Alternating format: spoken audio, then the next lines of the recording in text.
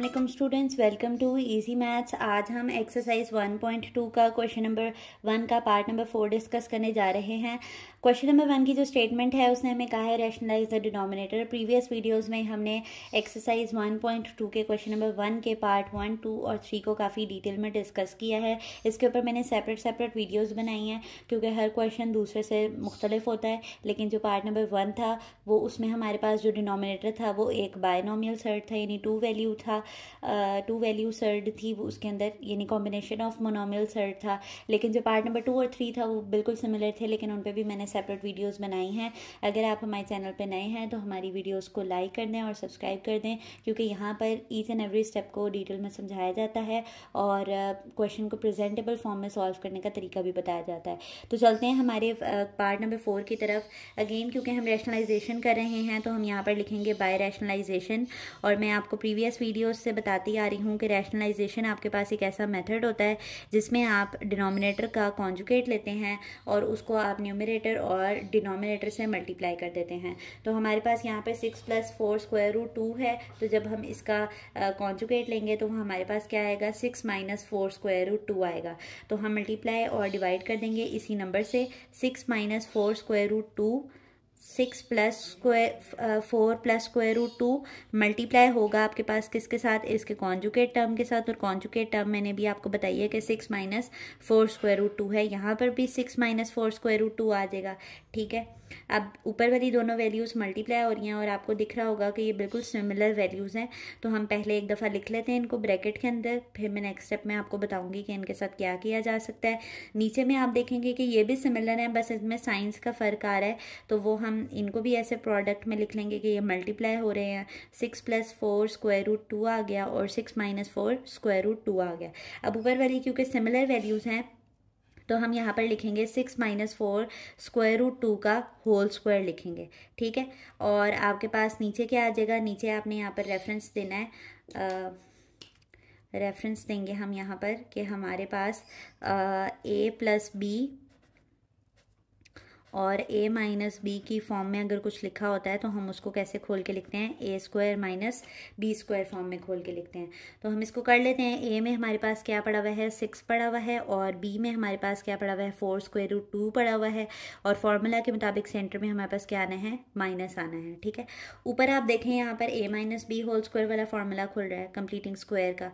तो हम यहाँ पर उसका भी फॉर्मूला लिख लेते हैं कि a - b होल स्क्वायर किसके बराबर होता है, a² + b² - 2ab के बराबर होता है ये।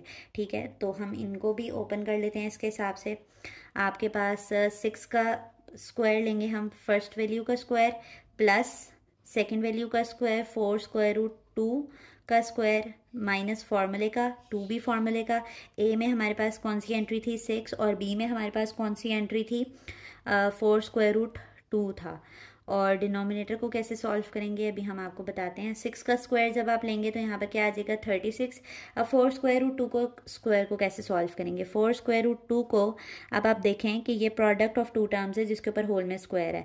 तो हमने लॉज ऑफ इंडिसेस में पढ़ा था कि आप इनको सेपरेट पावर भी दे सकते हैं।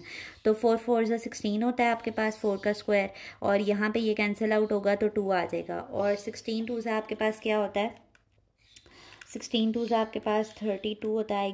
यस बिल्कुल ठीक बताया मैंने, 32। तो ये आप साइड पे रफ वर्क स्टेप करने में यहाँ पे डायरेक्ट 32 लिख रही हूँ।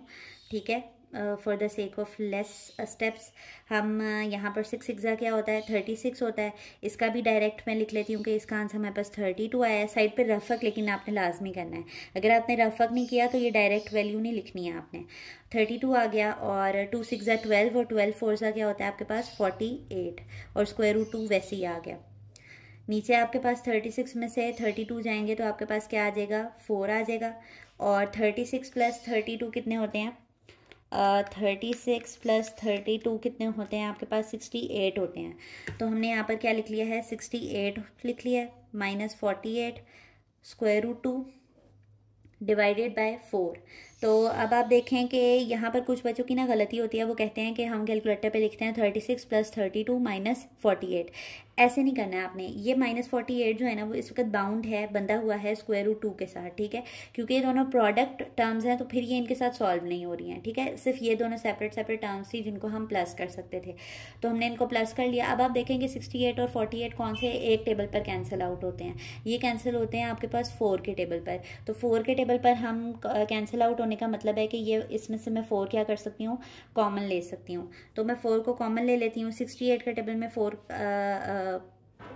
कहाँ पर इसको डिवाइड करेगा, हम 68 को डिवाइडेड बाय 4 करते हैं तो ये हमारे पास क्या आया है, 17 आया है, 17। और इसका तो हमें पता है कि ये 12 आएगा, ठीक है, 4 12 = 48 होता है।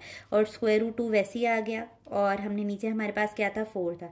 ये 4 और ये 4 आपके पास कैंसिल हो गए 1 के टेबल पर, और हमारे पास रैशनलाइजेशन बाय डिनोमिनेटर आपके पास हमारे पास क्या आंसर आ गया है, 17 - 12 √2 आ गया है। आप देखें इसमें आपके पास डिनोमिनेटर रैशनलाइज हो गया है। तो ये हमने complete solution of question number 1 का पार्ट नंबर 4 डिस्कस कर लिया है। आपको each and every single step को समझाया गया है। रफ वर्क आपने साइड पे लाजमी ऐड ऑन करना है। ये जो आपके पास फार्मूलाज की आइडेंटिटीज़ बताई जाती हैं इनको लाजमी रेफर करें ताकि आपको क्वेश्चन को समझने में आसानी हो।